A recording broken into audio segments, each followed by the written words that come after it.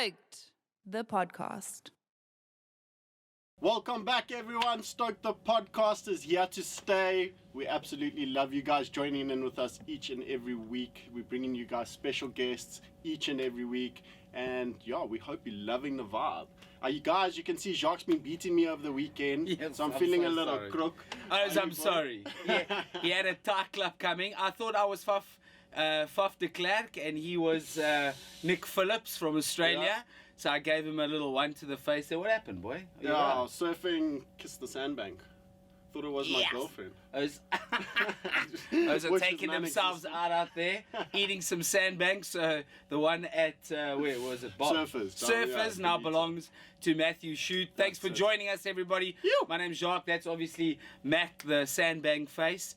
And we've got an awesome guest for you guys today. But before we do that, shot for joining us. And please like and subscribe, do all that Kip love stuff. that. Please. Tell people about us as well. We've got the Patreon page where we're asking you to donate a bit of bucks to us. If you saw us, would you buy us a beer or a cup of coffee? That's what you're asking. If you don't want to give some bucks, then it's Kif, because those that do pay help those that don't. So Yep. kindness and soundness and just a local vibe. But yeah, super pumped for today. It's going to be fucking marvelous. Dr. Kim Bishop in the house. Everybody, put it in the air. We are so excited. Welcome. Thank you so much for having me. I am so stoked to be here. Yes, Sounds we good. We love it. Sounds good. Shot Guys, for joining us. Dr. Kim Bishop is local here in Belito. She has studied in KZN pretty much, during your after high school years, and you went into pursuing a medical role in the army, and then now you are practicing. That's right. I've spent many years of my career, my studying career and my working career in KZN. I love it here so much. Yeah. We got the best weather, guys. and the best people. Yeah, that's Of it. course. Very good. So yeah, I'm KZN. I've been to high school here. I studied here, and I have built my career and my life here. So yeah. Amazing. Lovely. Amazing. And happy Women's Month. We're coming to the end of Women's Month. So yeah, just always big up on all the ladies. Thank you for the love that you guys give to our communities and the support. And yeah, it would just, it wouldn't be possible. It would suck without the ladies. So big up. Serena Williams, we know Dr. Kim's a huge tennis fan. The lady plays as well. Keep in shape and get you healthy, eh? Stay healthy. We dragged her off the court. We dragged her off the court. It was supposed to be Tennis Tuesday. Tennis Tuesday. We told her we were racket sponsors and shoe sponsors, and she was like, "Vice me, fucking vice for me." So yeah, we chucked her in the back of the cab and then brought her here to Stoked to Loop Evolution Records. What do you think of the place? I love it.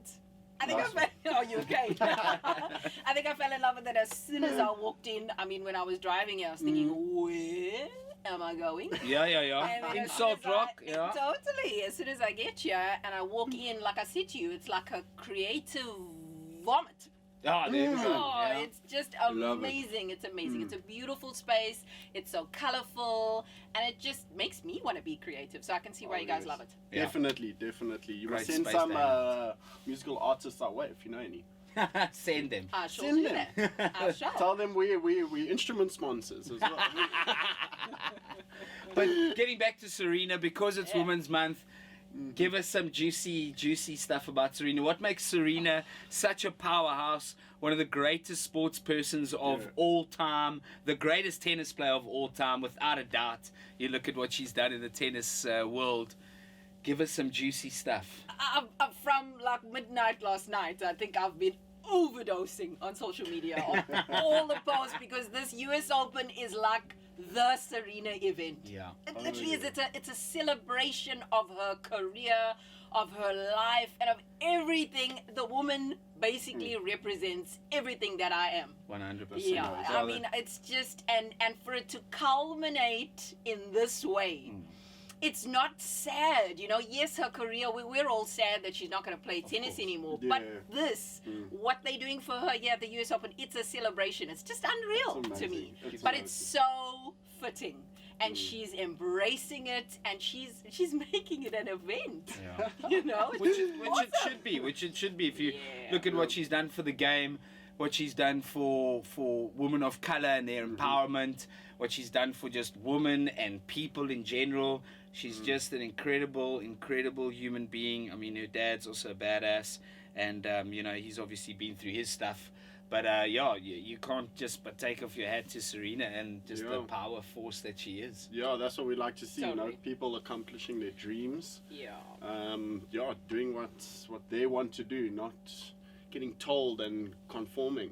So That's we're right. all about it. Totally. I think one of the most important things about Serena Williams and many other women like her is that they'll tell you that for young girls to see someone, you know, it's one thing to have a dream, but if you see someone who looks like you achieve that dream, then it becomes even more attainable to you. I totally When you agree. see someone who looks like you, who's just like you, who comes from the same place as you, achieve that dream, then it's even more attainable. That's So I amazing. think that's really what she represents to all those little girls who come from the same place that she does, and that's just amazing. That's amazing. Yeah. And talking about young women, you love to empower young women, and this is why we do. think we've brought you on the podcast to also have a bit of a chat about. You're very active within the science community in KZN. Can you tell us a little bit more about that?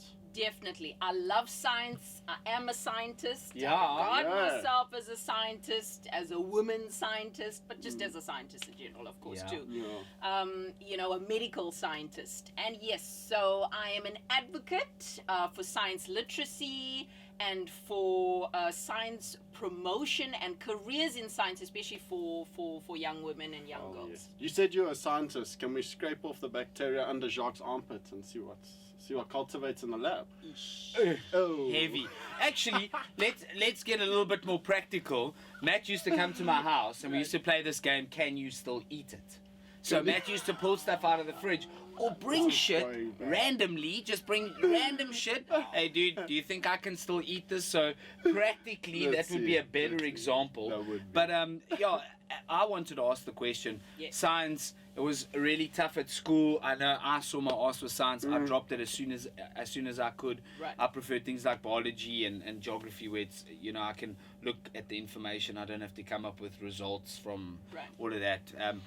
But do you think that we would have more doctors and more scientists in this country, specifically South Africa, let's even go more specific, KZN, Yeah. if it was cheaper to study those things at university? If it was maybe a bit cheaper to become a scientist at university, or say a doctor. Also, the question needs to be asked then as well, it starts from a high school level, do we need to make sure that the best teachers at school are maths and science teachers? I think all of the above. There's so much that you've said there. I mean, there's a lot of questions and there's a lot to unpack and discuss. So I think, yes, it all starts for the love of science and maths from the time you are born, Yeah. right? Okay. And how much of maths and science you're exposed to Yes. from the time you are little, from your early formative schooling days, preschool, primary school, and so on. So you have to cultivate that love for science and maths and art and technology and all of those things. You know what we refer to as STEM or STEAM, because they stick an A in there for art, right? That's science, okay. technology, engineering, art, and maths. Yes, Right, so art that's, is in there. the Right. art is in there, guys, Yeah, because that's yeah. just as much of a science as anything else, Yeah. and creativity. And I think we take that for granted sometimes. So the love and cultivating the love for these subjects or these themes needs to start from really, really, really young, so that young people want to pursue these careers, right? Yeah. But I think when we think of science also, we just think academic science. We think of writing exams, going to university and sitting and writing exams, and that's what puts people off. But science is so much a practical and skills-based thing. Even a plumber or whatever, boilermaker, those are all scientists to Yeah, us we apply too. science. They apply science in what they're doing. But they are practically gifted people, gifted Yes, with their okay. hands Okay. and the skills. So it's so broad that I think we need to not just look at it as, okay, yes, I've got to go to university and study and. Yes, that's a very, very important part of things. And then coming back to your question about if it was cheaper. there is a lot of opportunity for young people. There are a lot of scholarships and bursaries and these kinds of things, but I think it's the access to those opportunities. Yes. A lot of the time, young people don't even know how to access those Yes. opportunities. And that, I think, is where we can do better Yes. as a community, as a government, as a province, where we got to be a little bit more, you know, we got to make these things accessible to these young Sure. people. How do we do that? We got to take it to the communities. Sure. Take it to the communities with their counselors. There are counselors that look after small communities within our bigger communities, and they need the information to pass on to these young people to say, hey, there's opportunity here for you to go and study something science-based. You can do it. Yeah. Just because you come from a place where there aren't many people who have university degrees or these technical degrees, but you can do it because there are opportunities. But I think we make the mistake that we don't make it accessible to our communities. No, I totally agree. I came across a radio interview that you had done on Lotus FM, and I had a good that listen was to so that. fun. And you were bringing the science to the community in COVID. I think that was one of the questions, and that was super interesting. So you guys were packing a van full of stuff, or how did that work? I just, before you even said that, dude, I thought, you remember Bill Nye the Science Guy? Yeah. A van going through communities, just doing sick, fun experiments. That's awesome. That's what I just thought. Totally, and getting those aha moments. Is that actually you what know, you're doing? Kids. Well, I'm not myself doing it, you know, because I have a day no, job. of course, no, absolutely. But you're involved. Yeah, but there is a center that during COVID, like you say, so, you know, kids couldn't come to the center to visit the center. Obviously, we'd like the center to be something even better than what it is, Sure. the KZN Science Center, Yes. and that's a work in progress. But yeah, so during COVID, they would pack up this mobile unit or this vehicle and take it to the kids. Awesome, That's man. so rad. And I actually cannot wait to get involved in things like that. Yeah. You know? Because I think if we're waiting and expecting the community to come out, you're asking them to make up an interest that's just not possible and just not. I would be so fucking stoked to be able to host something like that, and that just sounds so kiff to me. Because my other question that I wanted to ask you is, I have a concern with school and the way that school works. Right. Why do we take adults? Why do we take kids and separate them in their age groups when a community has got the gogo, it's got the grandfather, it's got the auntie, it's got the uncle? So what I learned at school, like straight up, was how to play sports and how to bullshit. Right. How to get away with bullshit. And I where second did that, I me learn too. that from? I learned that from the other lighties. Right. And they learned it from me. Right. So I think just the education system, putting 30 kids in a classroom, one adult looking over, that supervision, that pressure on that person, I wouldn't want to do it. I can't see how anybody should be expected to do that. Have you thought of that? Like, what do you think about the education system? What do we Sure.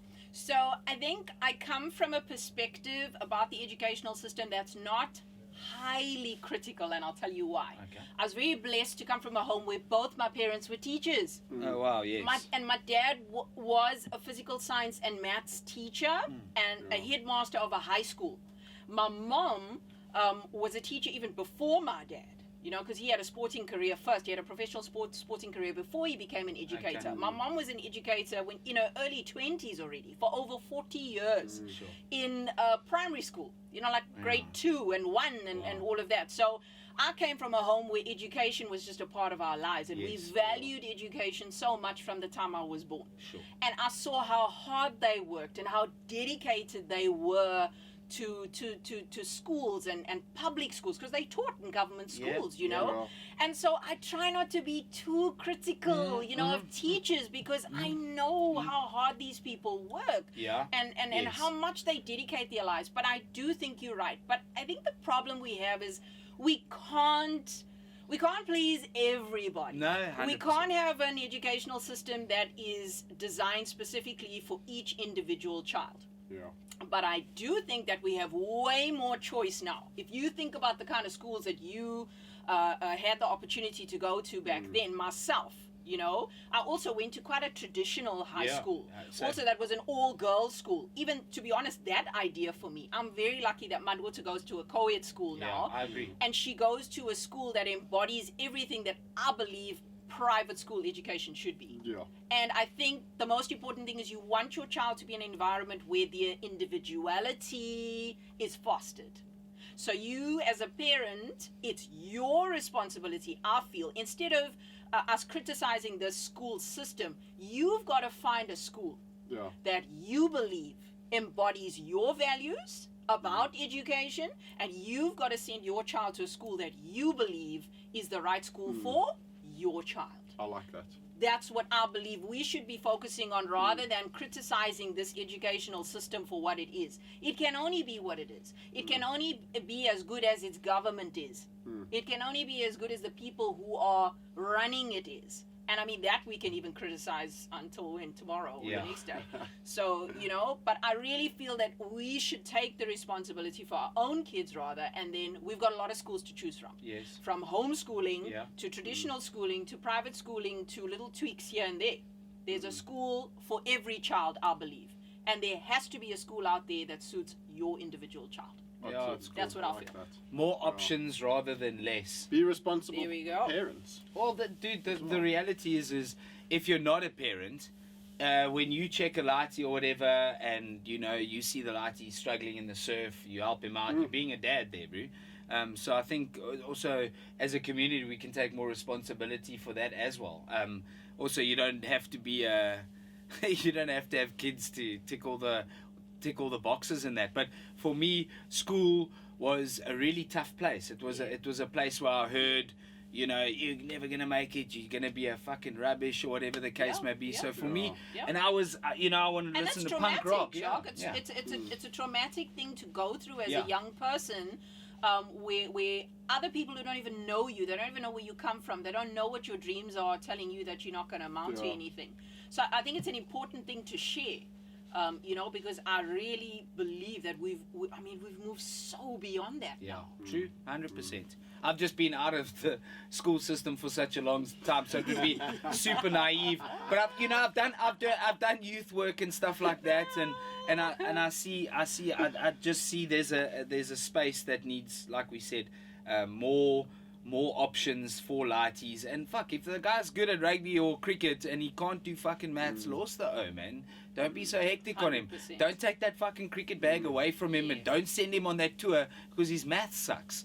Like, the dude isn't gonna need Pythagoras and that shit when he comes up with a coaching company, and he can offer an accountant a job to do all that shit for him. So be a little bit, but that's why I'm passionate about teaching people. I think teaching, for me, the word humility means I can always learn more. 100%. Pride is don't teach me anything because I know everything. Totally. I've been on that side of the game. This is what I believe, this is who I am, and this is what I'm gonna fucking do. Like, the next day I'm a different person. So but that's why your vibe is so amazing, because it seems to uplift so many different types of people. It speaks to so many different types of people. Your TikToks, your Instagram posts, so uplifting, so positive. And now it makes so much sense why you post the way that you do, because you're just exposing people. You're just exposing people to the life that you live and the fun that you have and the vibe. So I think you're doing a fucking fantastic job. You definitely bring in you definitely bring in the stoke. You definitely bring in the stoke, because a doctor can be a very intimidating person to approach. I mean, if I think the last time I went to the doctor, I almost had a fucking panic attack in the car. Like, the last thing I want to hear is like, I've got this and this and this and this. So how do you break that to people? Bringing you back to the medical side. When someone comes in and their health's a bit fucked, how do you break that to someone? You mean if somebody comes in and they come in for a checkup and make them feel comfortable? How do they're worried about, there's a whole bunch of shit wrong with them. Asking me to make somebody feel comfortable in my office is like asking me to breathe, guys. I felt very comfortable when we met. I must be honest with you. I always say this to people, that it's like anything you do in life, whether you're surfing or whether you podcasting or whatever your craft is. It's a craft. It's an art. So for me, a GP practice or family practice, what I'm doing, it's an art form. That's You know what I mean? I mean, the look on someone's face when you don't just want to know or what their symptoms are, how long they've had a cough for. Is it a week or 3 days or 2 days or... In-N-Out burgers. Yeah, when you remember that they went on a holiday 6 months ago, the last time they came to all that shit. These are the things Yes, that we that's remember. it. Or when you ask them, how are your children doing at school? Or how's this about your life? Or when you actually show them that you care so much more and not just about are they sick and are they going to pay you at the end, when you just make the whole experience more human, oh, come on. It's always... There's nothing better than No, I that. totally agree. You know what I mean? Totally agree. I told you this was going to be a good podcast. Go eh? check Dr. Kim, it's going to be lacquer. She doesn't do Jaeger bombs or tequila, though. No. So you're going to have to find something else to take along. But it sounds like it's more of a chat than a fucking consultation. This is start a, off with. this But is a that's- real human guy. Experience, guys. Yeah. But isn't that, and especially, the kids. I mean, I know what it was like. I used to get taken to this doctor. I just remember walking through trucks, guys. There used to be these two, I don't know. That's not a whatever- doctor. yeah, there were Kim, these that's not a two doctor. Massive vehicles. I used to remember walking through these vehicles like into the back of some place and You were buying weed. and the, That's not a fucking and the doctor. smell. Do you guys remember the smell of doctor's That's rooms? weed. That Yeah. clean The smell. sanitary- And you didn't speak. Yeah. You were spoken for. Yeah. Like you never ever spoke. My little kiddies, they call me Dr. Kim. Yes. So You know what I mean? Yeah, And they that's really just cool. feel like coming to the doctor is something that from a very young age already, they feel comfortable Yeah, with. that's so cool. And that is how it should be. We are constantly saying to people, take responsibility for your health, and we're bombarding people with information about health from a very young age. Yeah. So it's something that they should feel comfortable about. Yeah, and for people to hear your experience as a medical professional, being able to relate to you, hear your experience, it just gives them so much more hope, say if they're suffering with something or dealing with something in their life. Oh! You're joking. Is that load shedding? Okay, well, let's carry on because Josh has got to speak on his Oh, he does. camera. Guys, we've just had a bit of technical issues. I'm going to take that guy off Yeah. because that doesn't even Our work headphones anymore. aren't working anymore, We guys. just got fucking shadows. So, please pay our ESCOM bills. I don't know what's actually happened. Maybe we haven't paid So, ESCOM. guys, we will get back into the topic, but please don't forget, there is an awesome local company backing us now. It is 30 South. They have recycled sunglasses. Mad they stuff. are awesome, guys. They have a lifetime warranty. Go see them here in Salt Rock. You can order them online. Just use Stoked at the checkout and receive 15% off. But back to you, Dr. Kim. It's so good to have you. I was speaking about your experience and giving others, a personal feel and touch to what you provide, which, just gives people just that much more wanting to come and see you and feel more comfortable around you. I mean, the first time I walked in, I felt super comfortable. We chatted, and now you're here. So thank you for coming. Yeah, it's awesome. Absolutely love it. It's so wonderful to be able to share the love for what I do. Yeah. To be honest, I think that's the biggest opportunity, because it really is. It's a privilege to be able to do what I do in the community that I do it. And Yeah. it just grows and grows and grows, because you have a positive effect on one person that week. That one person's going to go out and tell other people about the positive experience they had, and then it just grows So from there. cute. And So before you cute. know it, you're walking in the grocery store on the weekend, and somebody's like, Dr. Kim, Dr. Kim, Dr. Kim. I want to say hi. And it's so cool. You know what I mean? So, yeah, I'm really just so grateful for the opportunity to do what I do every day. I really Yeah. am. Yeah. Well, for someone that's in such a hard, demanding role, I can't imagine how gnarly COVID was for you and your co-workers. It must have been like fucking like hell on earth. So just big ups to just the work that you guys did. We appreciate you guys, no matter what any fucking gnarly conspiracy theorist says, whatever. We love you guys. Yeah. We wouldn't be a community without you guys. And for someone that's studied their butt off like you have, and to be able to respect other like just subcultures and stuff out there, like you said, you're an artist. There's artists out there.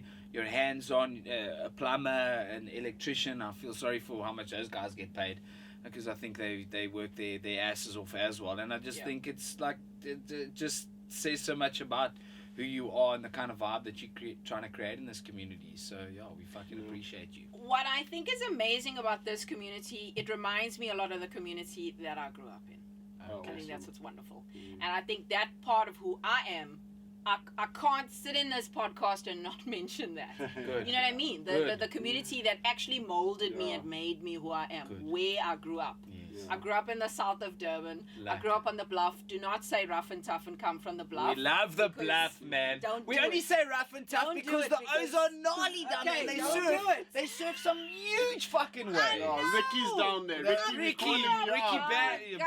Ricky Basnet, you gotta come. And Steve's Cave Rock, those are the places that I grew up Yes. on, you know? And even the smaller community that, you know, like next to that I grew up. I grew up in a little suburb called Treasure Beach, you know? And the Wenties and like all these places that were, this is what made me and molded me. And those communities are made up of people from all walks of life. I love that. So that's just a gift. Yes. To be able to have come from a place with so much diversity, so much struggle, creativity, whatever you want to pile on top of it, it makes the place amazing. And it like you check with those small little towns. You might fucking be stuck in a small little town right now, but bro, there are some gems out there. Look at the gems that we are creating. Small town. It's just there's some gems in there. It teaches you to lock onto family. It teaches you to lock onto friends. The people become the most important thing, not the fucking entertainment and the glitz and the glam and the what am I gonna do this weekend? But all you have to do is get on your board and skate down the road. You're gonna see one of your bros there, and just do what makes you happy. Dr. Kim, we're gonna have to get you back on again if you don't mind. It would be so kiff to keep picking your brain. I didn't even ask. I asked like maybe one question of the shit that I wanted to chat about. So it's been such a privilege and an honor. And again, just thank you for being such a positive light in this community and like the shit that you get up to. Keep playing tennis. We see that serve is getting fiery. I know it's getting good. Fiery. You got a coach? Yeah, I do have a coach. His name is Eugen, and he is like shout the coolest guy in the world. Very careful. Good work. You know, and I'm just so blessed to play with somebody that was like a semi-pro, and you know what I mean? Yeah, awesome. he's awesome. So tennis is life. Good. Yeah, Yes. So Well, I keep just it love up. it so much. But I'm just, again, it's another blessing to be here and just to be able to share my story, the causes that are close to my heart, and just do what I do. Stop! I told you it would be a fucking good one. Shot for hanging out with us. We love you, people. Look at this Guys. smile. Look at him. He's learned so much. We love Dr. it. Kim, shot so much. Thank Joshy, you. Kyron, we fucking love yous. Get out there, love yourself, and love everybody. Bye-bye. Donkey. Cheers. I'm feeling kind of like stoked